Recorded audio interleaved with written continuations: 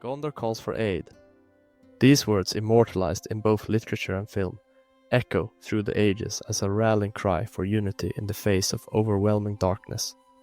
Gondor's tale is one of resilience, triumph, and tragedy, a beacon of light holding steadfast against the encroaching shadow.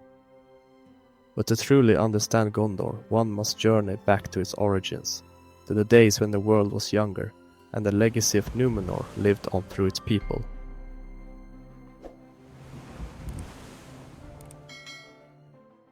The story of Gondor begins in the twilight years of the Second Age. Númenor, the island kingdom, gifted to men by the Valar, had risen to unparalleled heights of glory, yet its hubris would lead to its catastrophic downfall. When Númenor was swallowed by the sea in the wrath of Eru Ilúvatar, only a remnant of its people survived, those who had remained faithful to the Valar and rejected the corruption of Sauron. These faithful, led by Elendil and his sons, Isildur and Anárion, sailed eastward and landed upon the shores of Middle-earth. It was here, in these unfamiliar lands, that the faithful established two sister realms, Gondor in the south and Arnor in the north. Gondor, in particular, was strategically placed between the towering White Mountains and the mighty river Anduin, a region rich in resources and defensible terrain. Its foundation was a blend of necessity and vision, a testament to the ingenuity and determination of Númenórean survivors. Osgiliath, the citadel of the stars, was the heart of this fledgling kingdom. Perched upon the Anduin's banks, it was a city of wonder, with its grand domes, majestic bridges, and intricately carved statues.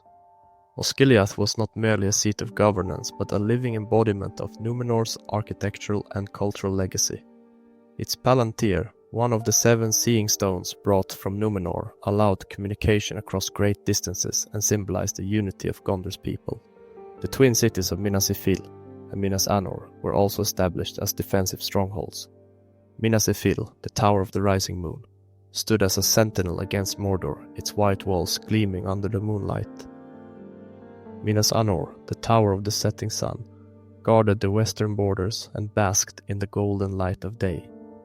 Together, these cities represented a balance of light and vigilance, a harmony that would later be shattered by the tides of war. In its early centuries, Gondor flourished. Its borders stretched far and wide, encompassing regions such as Ithilien, Anorian, and Belfalas. The kingdom's influence extended beyond its immediate neighbors, forging alliances with elves, dwarves, and men. Gondor's wealth and power were unmatched. Its ships dominated the seas, and its armies were the most formidable in Middle-earth. Monuments such as the Argonath, the towering statues of Isildur and Anárion, stood as both warnings to enemies and symbols of Gondor's enduring strength. The great harbor of Pelargir thrived as a hub of trade and exploration, its docks bustling with merchants and mariners from distant lands.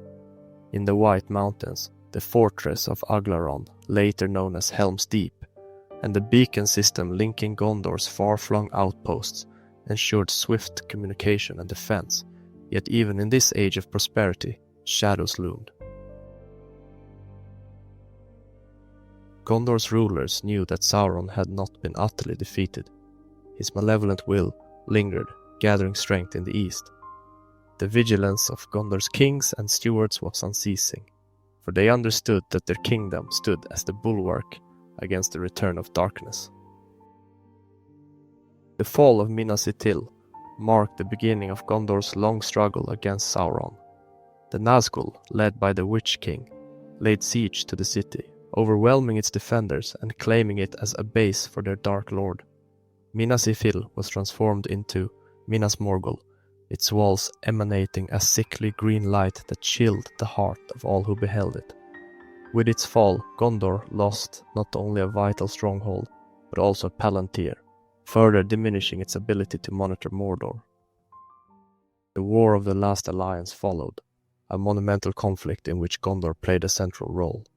United with the elves, dwarves, and other free peoples, Gondor's armies marched into Mordor to confront Sauron directly. The siege of Barad-dûr lasted 7 grueling years, culminating in Isildur's fateful act of cutting the One Ring from Sauron's hand. Though victorious, the alliance paid a steep price.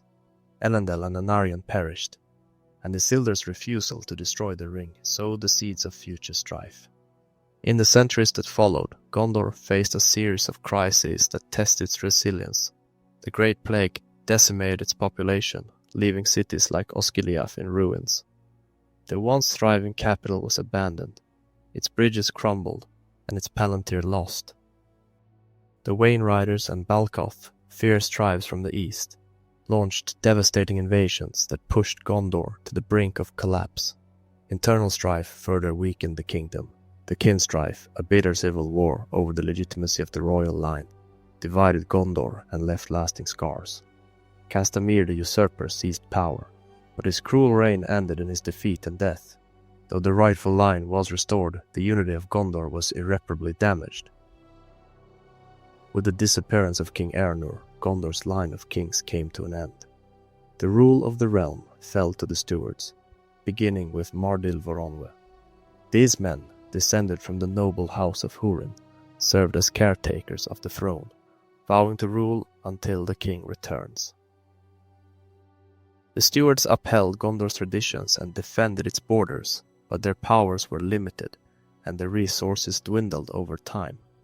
Minas Tirith, the White City, became the heart of Gondor's defense. Its 7 concentric walls and towering citadel stood as an impregnable bastion against Mordor's forces, yet even this mighty fortress could not shield Gondor from the slow decay of its power.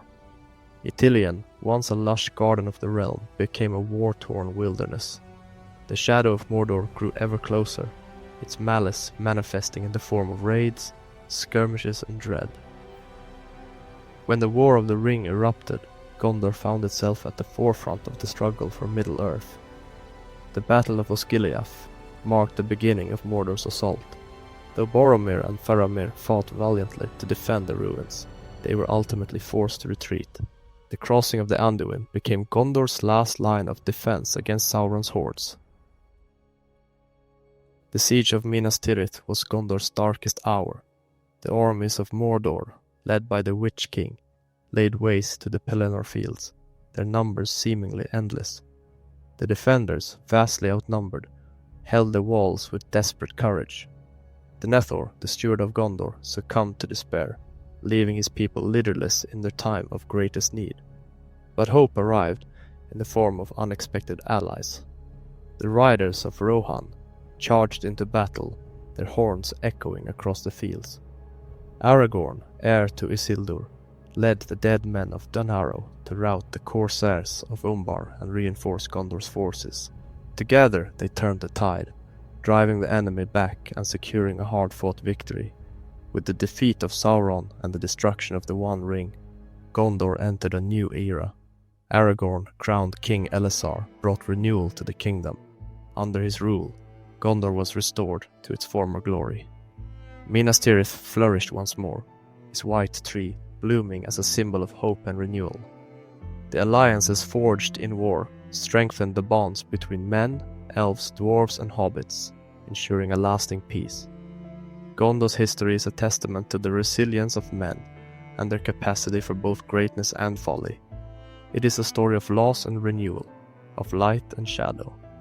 From its Númenórean roots to its role in the War of the Ring, Gondor stands as a beacon of hope and a reminder that even in the darkest times, courage and unity can prevail.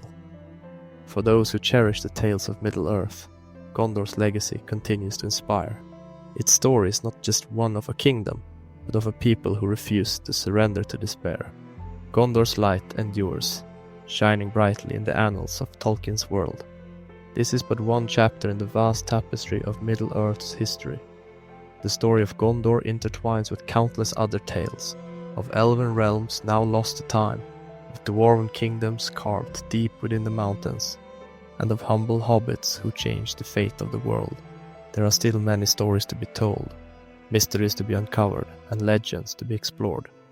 From the depths of Moria to the shores of the Undying Lands, from the frozen wastes of Forodwaith to the distant realms of Harad, Middle-earth's history is rich with tales waiting to be discovered.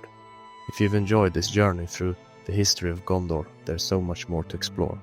Join us as we delve deeper into the lore of Middle-earth in our upcoming films. From the tragic tale of Turin Turambar to the founding of the Shire, from the rise and fall of Arnor to the hidden realms of the Blue Wizards in the east. Every story adds another thread to this magnificent tapestry. Subscribe to our channel to ensure you don't miss our next historical exploration. Remember to ring the bell for notifications, and share these tales with others who share your passion for Middle-earth's rich history. Together, let us keep alive the memories of these ancient days, for as long as there are those who remember, the light of the elder days will never truly fade.